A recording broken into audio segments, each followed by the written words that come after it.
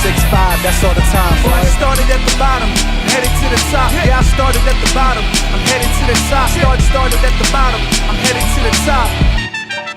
Designated report.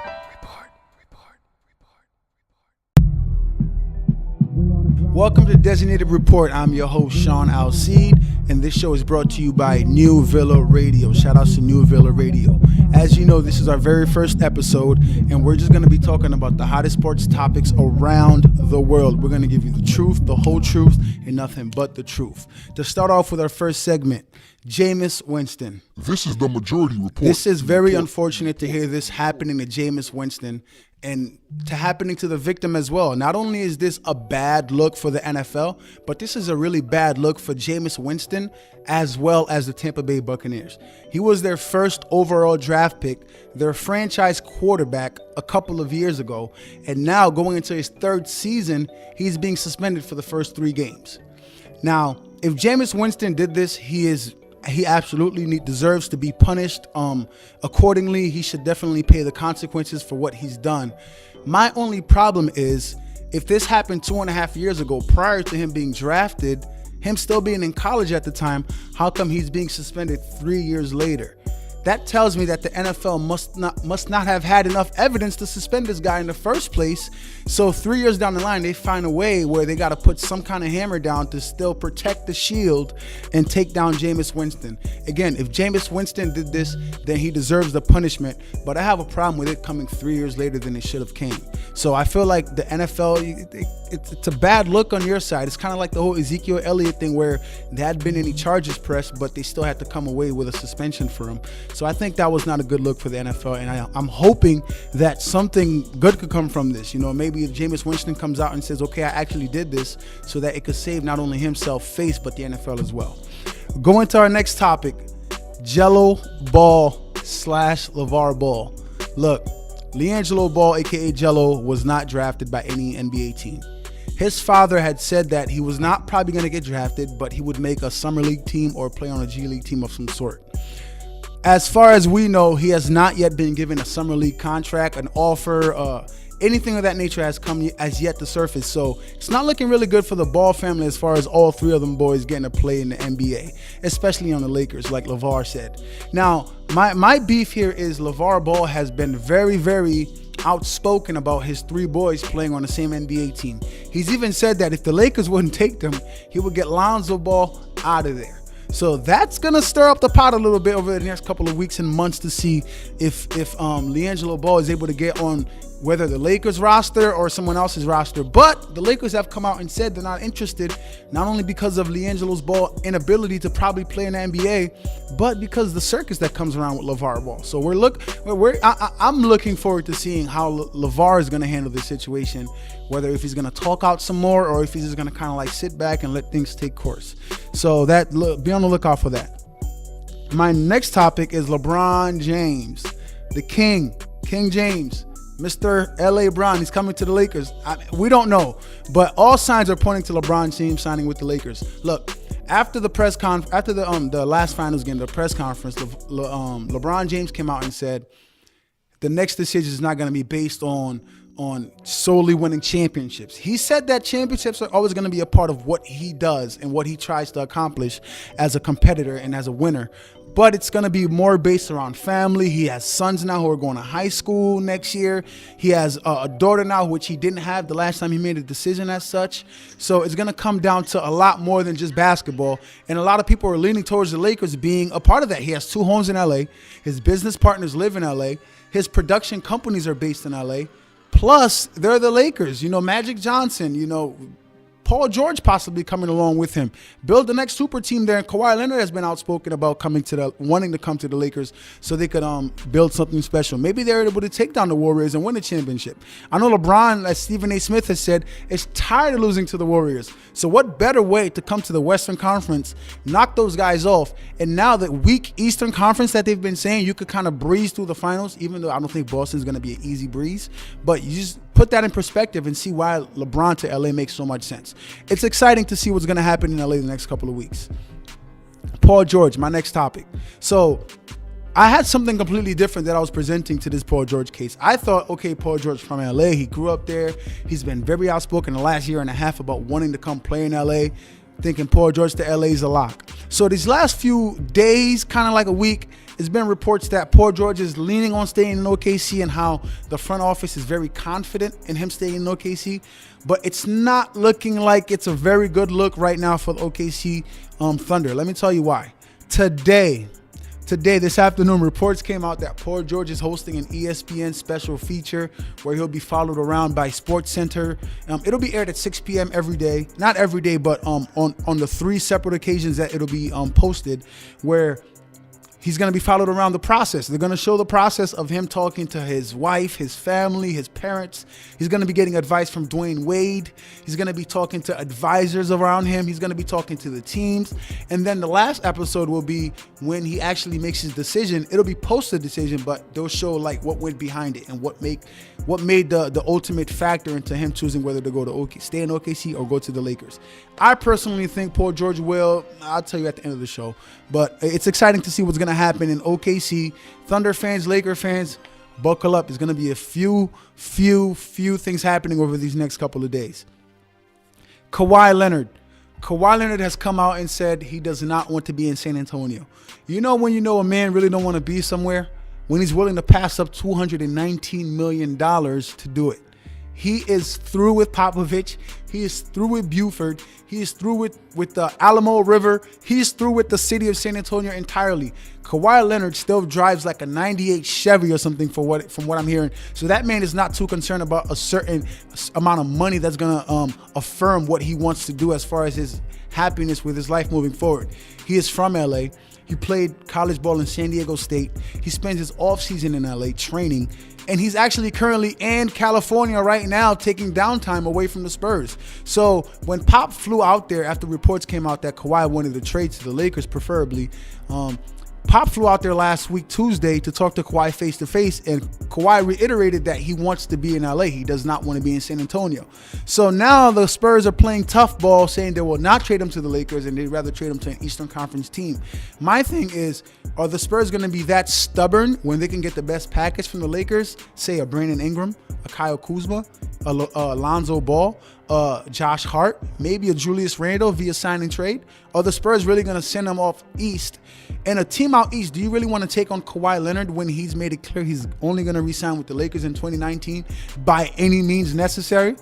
Like that's the reports that are out there. So I'm a little at ease trying to, as a Laker perspective, thinking, okay, we don't need to trade all our assets now because Kawhi has made it clear he's going to walk right through that door next year. But again, you never know what could happen. A lot can change in a year. Look forward to that. Bronny James Jr.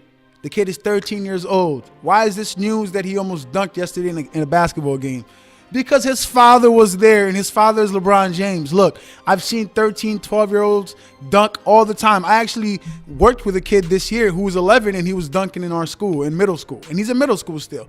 So it's exciting when, a report comes out there that LeBron James' son almost dunked. He's 13. The kid looks like he's a really talented kid.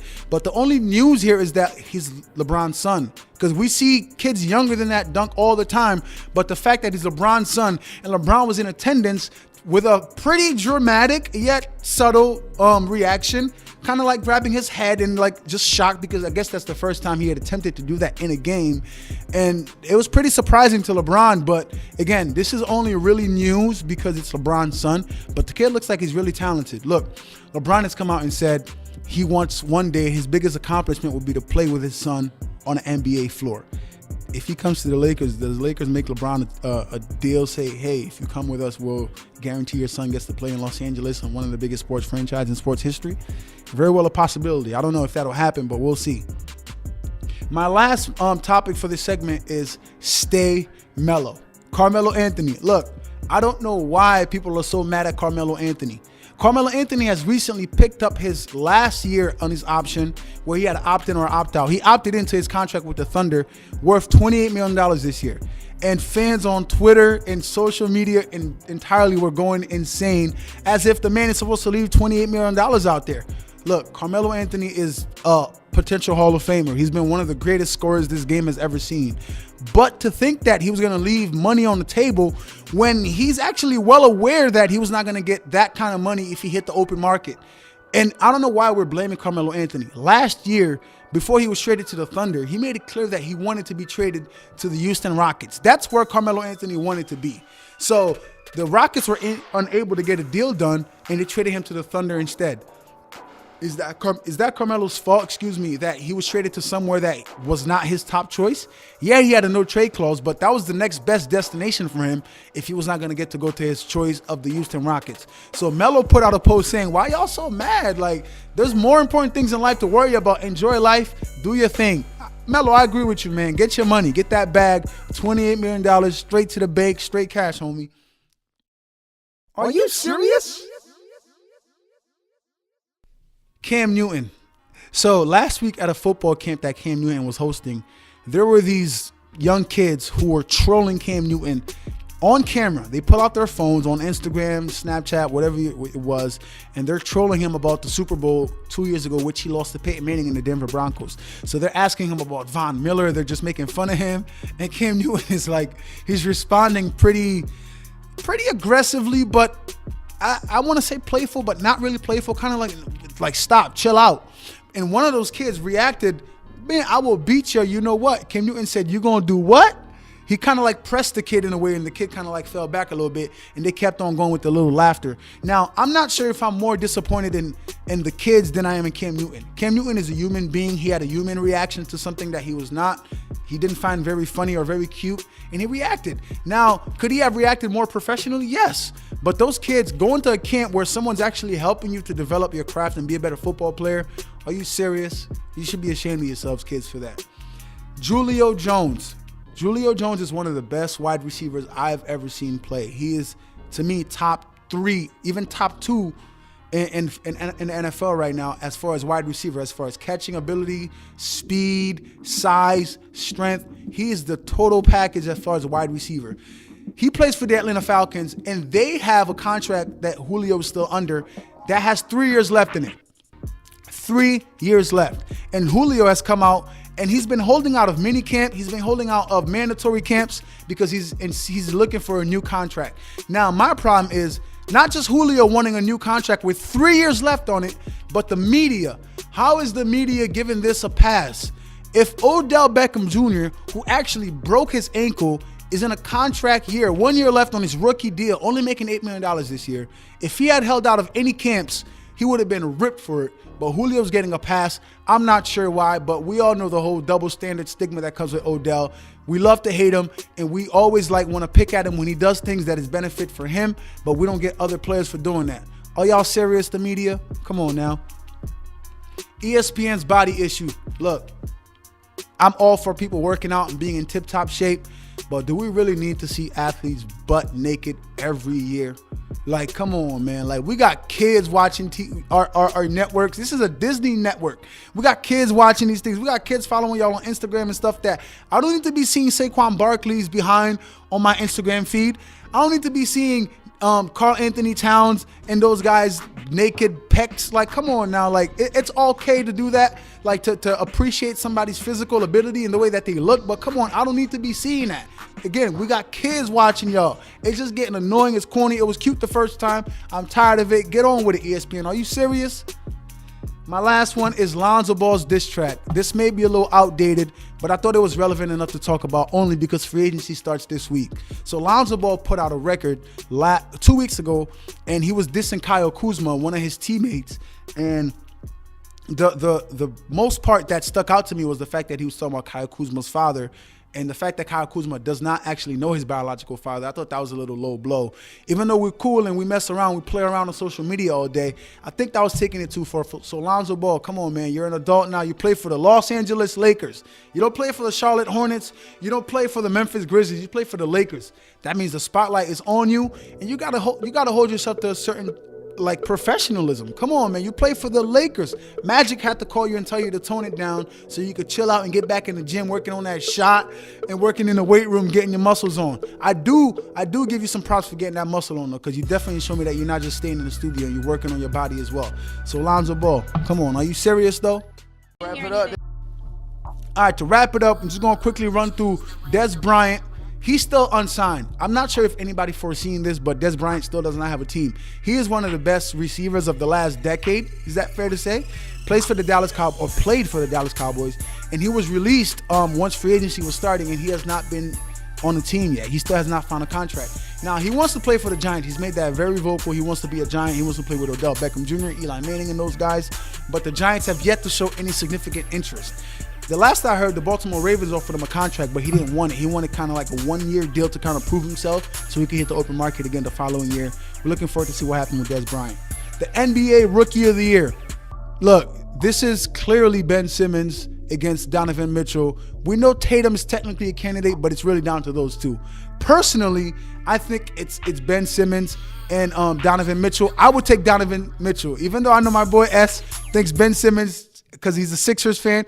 Donovan Mitchell took a team that didn't make the playoffs last year. Oh, they did make the playoffs last year. The team that made the playoffs lost in the second round, lost their best player in Gordon Hayward to the Boston Celtics in the tough Western Conference and led them to a top 5 seed, and then beat the 4 seed without home court advantage, beating Paul George, Carmelo Anthony, and Russell Westbrook in the first round of the playoffs as the best player.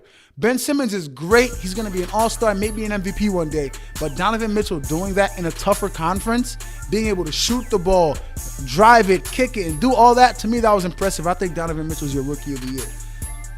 The NBA MVP.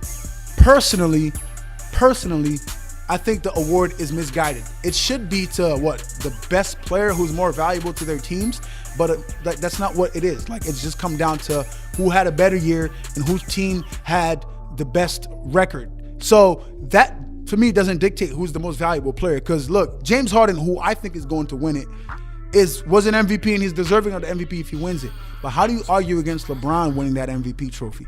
If you take LeBron off the Cleveland Cavaliers, I'm not sure they make the playoffs. If you take James Harden off of the Houston Rockets, they probably still a top 7-6 team in the Western Conference. Chris Paul being there, Clint Capella, Trevor Ariza, PJ Tucker, they got some solid guys who could definitely make a playoff run. I think LeBron James is the MVP probably perennially, but James Harden's going to win it, and I think he's deserving of it. The NBA awards, period. Look, how are you giving out an award 3 or 4 days before free agency gets underway? Come on, man. I remember the days when the NBA MVP awards were given out when the players were still in the playoffs, first, second round sometimes, and the players had a chance to come home on their home court during the playoffs and present the trophy and make the crowd go crazy. How are we finding this out 2 weeks after the season when everyone's looking more forward to free agency than New Year awards? LeBron James is not even attending the award ceremony. That's how meaningless it's become. Come on, man. We got to get it together. Make them awards come out sooner, more immediate. That whole impact you're trying to build, it's dead. It's dead. Just give out the awards. Congratulate these players. Let them enjoy it while they're still in the playoffs and playing for something. J.R. Smith's Game 1 jersey from the finals is being sold. Well, actually, it was sold for $23,548. Why anybody wants that jersey why? The man made one of the biggest blunders in the history of sports. Like, it is terrible. Like, look, I love JR, and I think JR is a good player. He helped them win a championship 2 years ago. But the fact that they're selling this jersey is making a mockery out of him. And who is giving them access to sell these things? Is the Cavs? Is JR giving them access? Is he profiting off this? If I'm JR, I'm calling my lawyers and trying to make sure that I get a cut from this, because that's kind of crazy to me. CP3. Reports are coming out in Houston that there is tension between Chris Paul and the Houston Rockets. Now, this tension is being built up as Chris Paul wants a max contract, and Houston Rockets, with Chris Paul being in his 30s, injury prone, especially down the stretch, with him hurting his pulling his hamstring in Game 5 of the Western Conference Finals last year. They're not so sure they want to give him a full out max. But Chris Paul, who asked for a signing trade from the Clippers last year to come to the Houston Rockets this year, said he needs a max contract. Or I don't think he's re-signing with the Rockets. I think he may very well walk away from the Houston Rockets, not only because he left the Clippers for that purpose of still being able to get his money via signing trade, but he just helped them get to one game away from beating the Golden State Warriors. And I'm not sure they don't beat the Golden State Warriors if Chris Paul is healthy for Game 6 or 7. So Chris Paul, get your money, man. Get your money or do what you got to do. Last topic, NBA free agency. predictions. Since we will not be having this show again until free agency has already started, I'll make my predictions here.